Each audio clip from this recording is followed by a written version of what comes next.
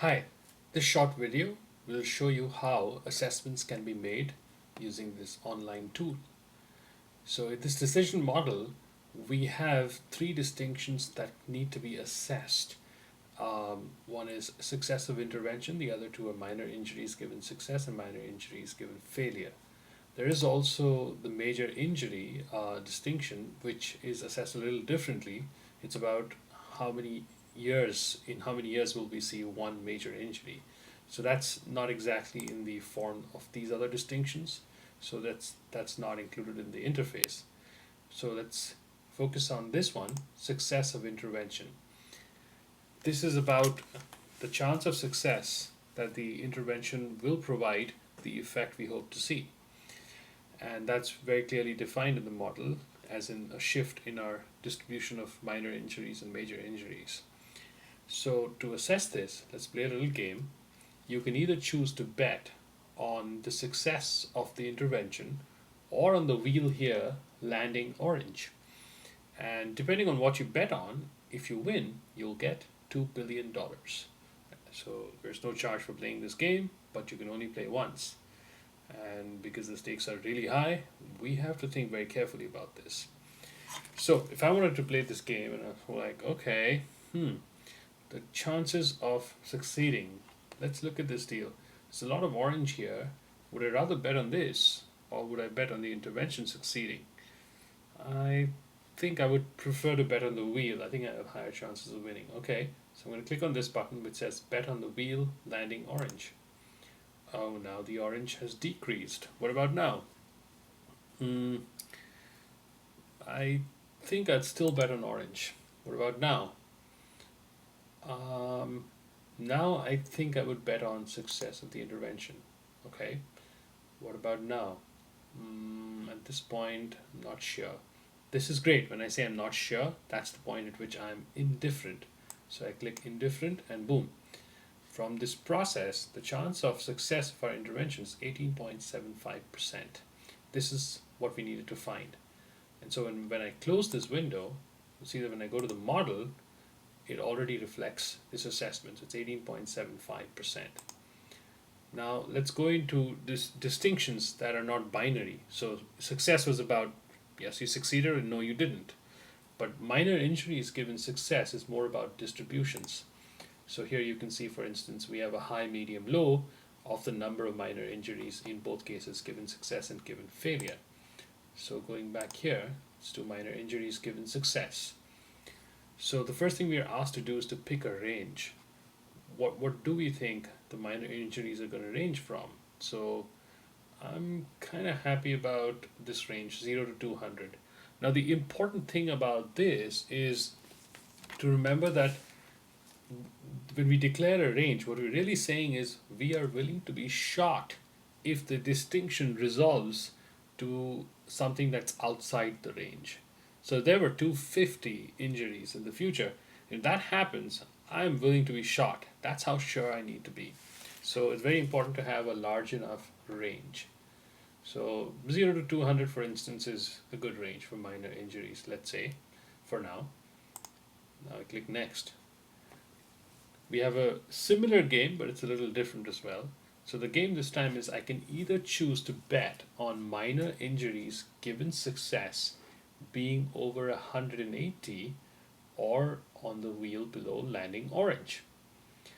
Now, if the program is successful, what do I think the minor injuries are going to be around? I don't think it's really going to be even close to 180. So I would bet on orange, orange, orange, orange, orange. Okay, something like this. At this point, I'm indifferent. Next question. Minor injuries given success being below 20. Would I rather bet on that or would I bet on the wheel landing orange? I think it's going to be above 20, so I'm going to bet on the wheel. Now, maybe I'll still bet on the wheel. Still bet on the wheel. Maybe around this point, I'd be indifferent. Maybe by some great stroke of luck, it could be below 20. Okay. Third question. You can either choose to bet on minor injuries given success being above 150 or on the wheel below landing orange. I think this is really small. Okay. What about below 50? Below 50. I think it's going to be a little above 50, so I'll bet on the wheel. What about now? Not sure. Maybe at this point I'm indifferent. There could be a chance, some chance that it's below 50. What about above 120? I don't think so. I don't think so. At this point, maybe if the thing was totally unsuccessful and by some crazy stroke of luck, it could be, or misfortune, it could be about 120. Okay, something like this. All right, at this point I'm indifferent. Below 80, I'm pretty sure it's going to be below 80. So I will not bet on the wheel this time. I'll bet on minor injuries being below 80. I think it's going to be something like this. Okay, at this point, maybe I'll bet on the wheel landing orange. At this point, I'm indifferent. All right, so I click indifferent. So I've now done the 6 assessments. There are no more to be done. So I go to the plot and I see the numbers have been filled in here. Let's see how this turns out. Oh, look at that. I click next and now I have a distribution. And this distribution, the important thing to remember is that this is really about whether the distribution matches what I want to communicate. So I need to look at the CDF, the cumulative distribution function, and see these are the points that I assessed. What I'm really saying is there's a 90% chance that the number of injuries, minor injuries, is below this amount, which is about 140 roughly. So that sounds about right, but there's more of the 50% one is more interesting. Let's see, this is about 61, below 61. Now, how do I read that? So you can see this here, high, medium, low. This basically shows me that the discretized form of this distribution is this. So there's a 25% chance it's around 27, 50% it's around 61, and 25% chance it's around 133. Now I might find that, hey, you know what, this is fine, the distribution is more skewed to the left, which is how I wanted it to be, but I want this tail to be a little more narrow, as in I don't believe there's so much chance that it'll be above 100. So I can actually adjust this.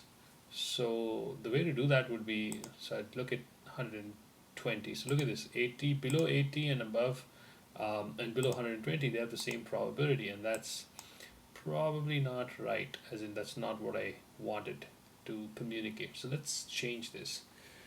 There is, let's say, a 92% chance, 92% chance that it's below 120. That will make the tail a lot more narrow there, and you can see that the high value has gone down to 124. Let's keep going.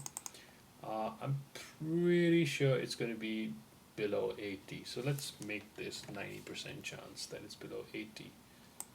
Okay, look at that. The distribution gets even narrower, and we have the high around 118, which is I think what I wanted to communicate in this. So, and what about below 20? Is it really a 6.25% chance below 20? No, I think we're going to at least see about 20. So maybe I'll make this more of a 2% chance. See what that does. Makes it steeper. What about below 50? 25% chance. I would say there's more chance, maybe 40% chance. There. Okay, I think this is a distribution I can live with. This kind of accurately communicates what I want. So I'm going to end up clicking finish. And what that did was, if you go to minor injuries given success, you will see here 117, 44, and 27. These were the 3 numbers that came out of the discretization. So now I can go ahead and evaluate with this, and I'll get the results of the model. I can do the exact same process for minor injuries given failure. So I'm not going to repeat that because it's the same process as this one. Thank you so much for watching, and happy assessments.